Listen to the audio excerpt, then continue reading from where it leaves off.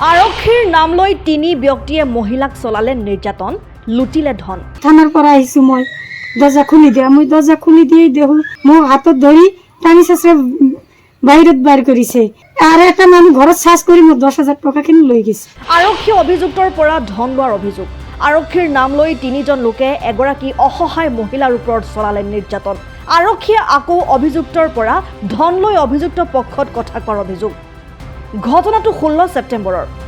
তামাৰহাটৰ পলাশকান্দি গাঁৱৰ এজন যুৱক কৰ্মসূত্ৰে থাকে বহিৰাজ্যত। ঘৰত যুৱকজনৰ পত্নী অকলে থকাৰ সুযোগ লৈ 16 ছেপ্টেম্বৰৰ নিশা ঘৰখনত উপস্থিত হয় তিনিজন লোক।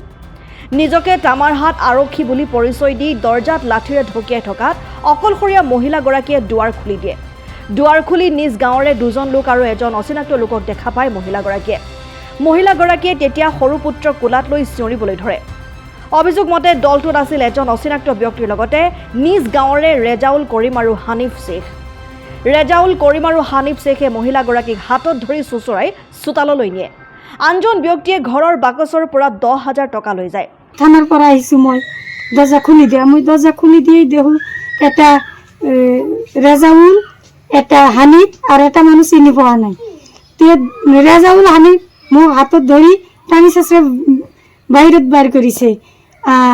আৰু এটা মানুহ ঘৰত চাৰ্জ কৰি মোৰ 10,000 টকাখিনি লৈ গৈছে। মহিলাগৰাকীৰ চিঞৰ বাখৰত ওচৰ চুবুৰীয়া ওলাই আহে। গাঁওৰক্ষীৰ সহায়ত নিশাই তামাৰহাট আৰক্ষীক অৱগত কৰাই পিছদিনাই পুৱা এজাহাৰ দিয়ে। কিন্তু আৰক্ষীয়ে গোচৰ পঞ্জীয়ন কৰি ন্যায় দিয়াৰ পৰিৱৰ্তে অভিযুক্তৰ পৰা মোটা অংকৰ ধন লৈ অভিযোগকাৰীক থানালৈ মাতি নি আৰক্ষী আৰু অভিযুক্তই মানসিক নিৰ্যাতন চলোৱাৰ অভিযোগ উঠিছে। উপায়ন্তৰ হৈ মহিলাগৰাকীয়ে কাষ চাপিছে সংবাদ মাধ্যমৰ। ধুবুৰীৰ পৰা জাহিদুল ইছলামৰ ৰিপৰ্ট, অসম টাইম। 16 তাৰিখ ৰাতি 10 বজাত মই শুই আছিলোঁ। তামাৰহাট থানাৰ পৰা পুলিচৰ কথা কৈ 3টা মানুহ আহিছিল, ৰেজাউল আৰু এটা হানিফ আৰু এটা চিনি পোৱা নাই। আহি দৰ্জা লক কৰি আছিল যে মই তামাৰহাটৰ পুলিচ কৈ আছোঁ, দৰ্জাখন খুলি দিয়া। মই খুলি দিয়াৰ পিছতে দেখোঁ যে মানুহখন এটা হানিফ, এটা ৰেজাউল আৰু এটা চিনি পোৱা নাই কাৰণে মই দৌৰ দি যাই মোৰ ল'ৰাটোক মই বুকুত নিছোঁ।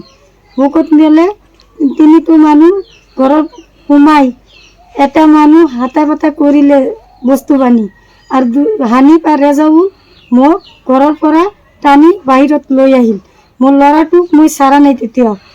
যেতিয়া মই হাতখন জাহি দি ল'ৰাটোক ইয়াতে ৰাখি মই দৌৰাইছোঁ, তাৰপিছত দৌৰাইছোঁ তেতিয়া সিহঁতে তিনিজনী এতিয়া সেইফালে দৌৰাইছে। দৌৰালে মই কৈছোঁ মোৰ ভাচুৰৰ ঘৰত গৈছোঁ, মোৰ ভাচুৰক ডাইছোঁ, উঠা নাই। মোৰ যাওঁটো বাহিৰত আছিল। দৌৰি আহি দেখে যে 3টা মানুহ যাই আছে। মই দৌৰি ছেক্ৰেটাৰী বাৰীত যাই কথাখিনি জনাইছোঁ। কথাখিনি জানালে ছেক্ৰেটাৰী থানাত ফোন মাৰিছিল, বৰ উচিত ফোন মাৰি কথাখিনি জানালে পিছত কয় যে এতিয়া আহিব নালাগে থানাত, পুৱাত আহিলেই হ'ব। মই পুৱাত গৈছোঁ, পুৱাত জানাই এটা কেছ দি থৈ আহিছোঁ। আহিলে পিছত পুলিচ আহিছে, আহি মোক জবান নিছে আৰু হানিফৰ ঘৰত গৈছে, ৰেজাউলৰ ঘৰত গৈছে, সেইটো চোৱা নাই। তাক কালি ফোন মাৰিছে 5টাত যে থানাই আহক। মই কওঁ এতিয়া মই নাযাওঁ, ৰাতি হৈছে, মই পুৱাত যাম। আজি 10টাত মোক থানাক ডাকি লৈ গৈছে। যাই ফালে মোক থানাতে পুৰা হাংকি ডাংকি কৰিছে যে কেছটো এই ঘটনাটো মিছা। আৰু ৰেজাউলৰ মাইকী মোক মাৰিবাৰ উঠিছে, হানিফ মাৰিবাৰ উঠিছে। অচিত চামনতে একো কোৱা নাই। অচি কৈ আছে যে তোৰ পাছত মানুহ আছে, সেইটো মই গম পাইছোঁ। জাকিৰ হোসেন অচি নাম। হ্যাঁ, জাকিৰ হোসেনো কৈছে যে তোৰ পিছত মানুহ আছে, কোনটো মানুহ শিকাই দিছে সেইটো কোৱা। মই কৈছোঁ মই তো শিকাই দিয়া নাই, মোৰ পাছত মানুহ নাই, কিয় মানুহ থাকিব। সেইটো ঘটনা কৰিছে। মই লিজ্জু বিচাৰৰ পৰা থানাত আহিছোঁ আশ্ৰয় নিবা। ঘৰৰ পৰা মোক 10,000 টকা লৈছে আৰু মোক টানি চাচি বাইৰ কৰিছে। এতিয়া মোক কেৰেলা, মোৰ স্বামী ঘৰত নাই, কাম কৰে, মিস্ত্ৰী কাম কৰে। মই অকলে আছিলোঁ ল'ৰা এটাক লৈ, মোৰ ল'ৰা। তেতিয়া আহি ক'লে যে থানাৰ পৰা আহিছোঁ, মই দৰ্জা খুলি দিয়া। মই দৰ্জা খুলি দিয়ে দেখোঁ এটা ৰেজাউল, এটা হানিফ আৰু এটা মানুহ চিনি পোৱা নাই। ৰেজাউল হানিফ মোক হাতত ধৰি টানি চাচে বাহিৰত বাইৰ কৰিছে। আৰু এটা মানুহ ঘৰত চাৰ্জ কৰি মোৰ 10,000 টকাখিনি লৈ গৈছে। পুলিচে একো কোৱা নাই। পুলিচে কৈ আছে আজি যে সেইটো তোৰ পিছত মানুহ আছে, মানুহে তোক সেইটো মিছা সেইটো একো যোৱা নাই। পুলিচেও কৈ আছে, ৰেজাউল কৈ আছে, ৰেজাউলে মাইকী মোক মাৰিবাৰ উঠিছে, হানিত মাৰিবাৰ উঠিছে, অচিত চামনতে একো কোৱা নাই অচি। আৰু কৈ আছে যে তোৰ পিছত মানুহ আছে। মই 1 টকা নাই, মই দুখীয়া মানুহ, অন্যায় বিচাৰ কৰি দিয়া নাই। আৰু কৈ দিছে তেতে যে তুই ঘৰত যা, মই আকৌ চাৰ্জ কৰিম, মই তদন্ত ল'ম, শাস্তি লাগিব, অপৰ মানুহ শাস্তি লাগিব। এতিয়াতো অপৰ ঘৰ একো নাই, মোৰ বাৰী ফাঁকা বাৰী। এইটো হ'ল কামাহাট থানা অন্তৰ্গত পলাশকান্দি গাঁও। এইটো জহৰালিৰ ঘৰ, মোৰ সৰু ভাইটিখন ঘৰত নাই, কেৰেলা গৈছে কামত। এই সেইদিনা ৰাতি 16 তাৰিখ ৰাতি হাল্লা চিল্লা কৰি আছিল। আমি ঘৰৰ পৰা আহিছোঁ, দাউৰি আহিছোঁ। তাৰপিছত চাওঁ সেইফালে 3টা মানুহ ওলাই গ'ল, সিহঁতৰ ঘৰত সোমাই পেলাই অত্যাচাৰ কৰিছে আৰু নিৰ্যাতন কৰিবলৈ চেষ্টা কৰিছিল। এইখিনি আহি পেলাই মই চালোঁ, কান্দা-কাটি কৰি আছে। তাৰপিছত BDB ছেক্ৰেটাৰী ঘৰত মই নিজে লৈ গৈছোঁ। কি লৈছে?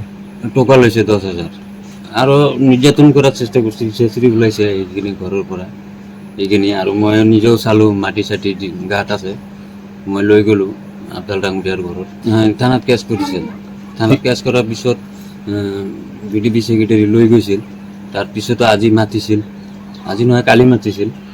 এই মাতাৰ পিছতো আজি মাতিছিল। যোৱাৰ পিছত থানাত যোৱাৰ পিছত এই সিয়া মানে ৰেজাউলৰ তিৰি লৈ গৈছে লগত, আৰু হানিফ গৈছে, হানিফৰ ল'ৰা এটা গৈছে। সিহঁতে থানাতে অচিৰ আগতে সন্মুখতে উল্টা বকি আছিল। ঘৰত আনন্দ আৰু সম্পৰ্কৰ চমক বজাই ৰাখিবলৈ জৰুৰী হৈছে সকলো আনন্দময় মুহূৰ্তত মৰমৰ উপহাৰ দিয়াটো। সেইবাবে মধুশ্ৰী জুৱেলাৰ্ছে আনিছে সকলো ৰঙীন ক্ষণৰ বাবে বিশেষ গহনা। হীৰাৰে হওক, সোণৰে হওক বা ৰূপৰে হওক, শ্ৰেষ্ঠ ডিজাইনছ আৰু হলমাৰ্কযুক্ত গহনাই ৰাখে সম্পৰ্কক নিখুঁত। তেনেহ'লে আজিয়ে আনক আনন্দ মধুশ্ৰী জুৱেলাৰ্ছৰ সৈতে। যোগাযোগ কৰক 7028000341 নাইবা ভিজিট কৰক LNB ৰোড, নলবাৰী, অসম।